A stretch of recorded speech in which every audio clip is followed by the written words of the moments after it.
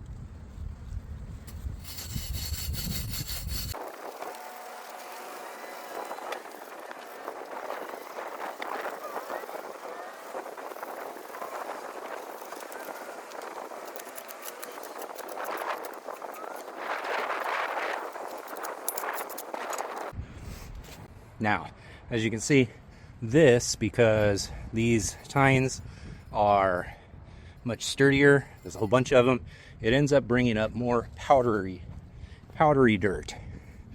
This is much better to plant into as opposed to the chunks that the garden fork brought up. So the garden fork is definitely a little bit more rough. It's going to bring up more bigger chunks, less than ideal for planting into.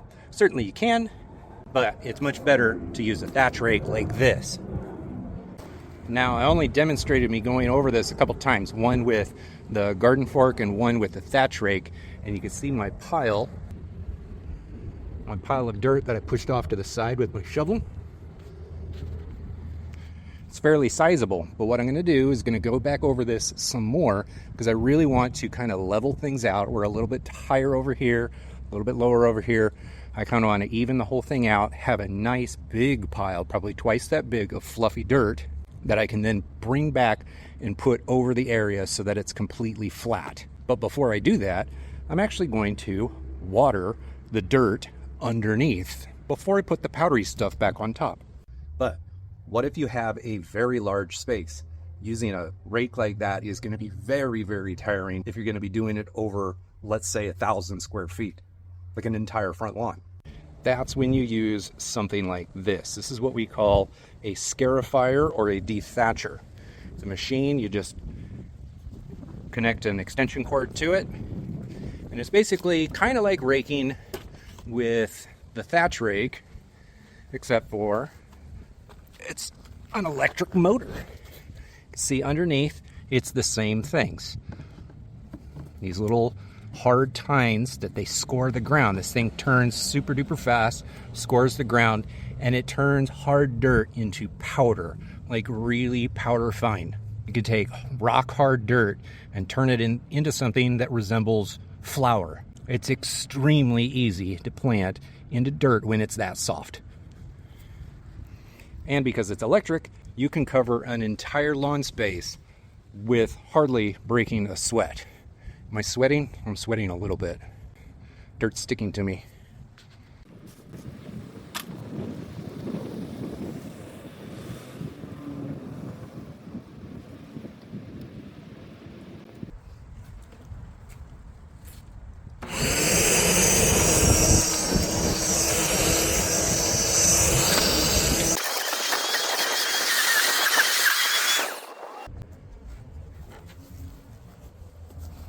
Here's an example of the dirt that it's able to pull up. I mean, that's pretty, you can almost bag that and sell it.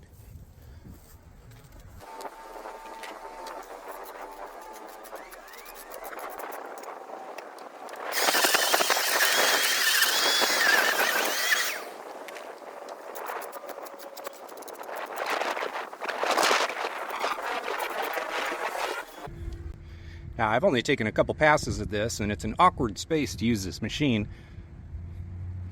but it is clear as day how good the dirt can get when you use that. Now, ideally, I'd actually be pushing this mound further over so that I could properly do the edges of the seed bed. This is essentially going to be the seed bed. It's not that big, but I'm going to grade it into my blocks over there. I'm going to highly saturate, heavily water the dirt that's right here. And the reason for that is once I put grass seed down, I don't want to water heavily. I want to water a little bit every now and then throughout the course of the day until the seed germinates. If I can get the lower portion of the dirt extremely wet, then it's not going to take as much water to sprinkle onto the top of the grass seed to keep it moist, because it's always got moisture sitting underneath it.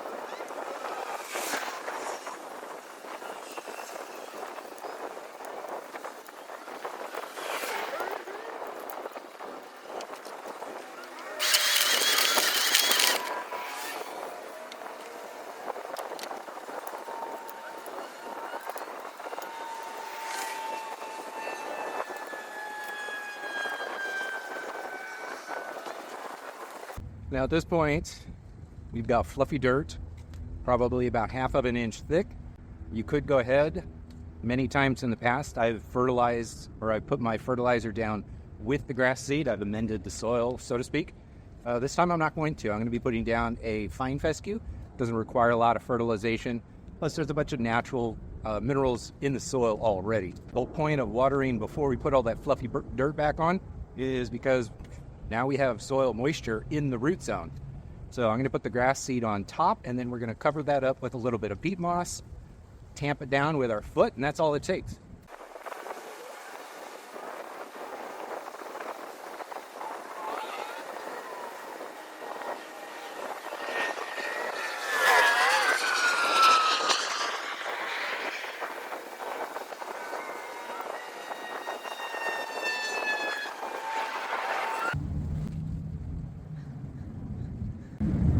Peat moss keeps the seed from drying out.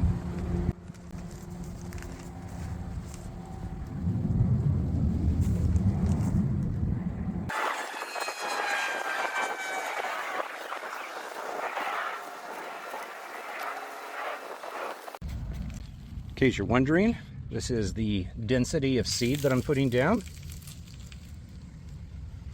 Since it's a small space, I'm going a little bit more dense than if I was seeding a couple thousand square feet. And you see over here the peat moss? I'm covering it to the point where you can barely see it at all. I'm going to throw some water on there because the wind is literally blowing things around. See how dirty? Peat moss will get you dirty.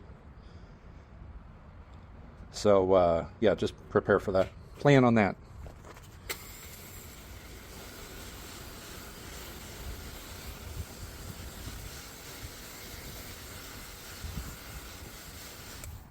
Also cool is the peat moss changes colors. It gets significantly dark when it is wet.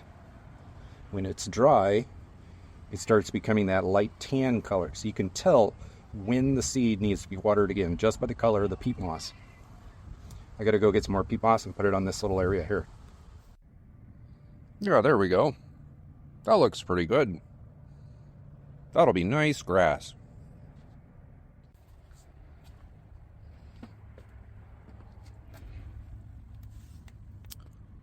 Six days later, got some pretty good germination everywhere. A lot of this popped up yesterday on day 5.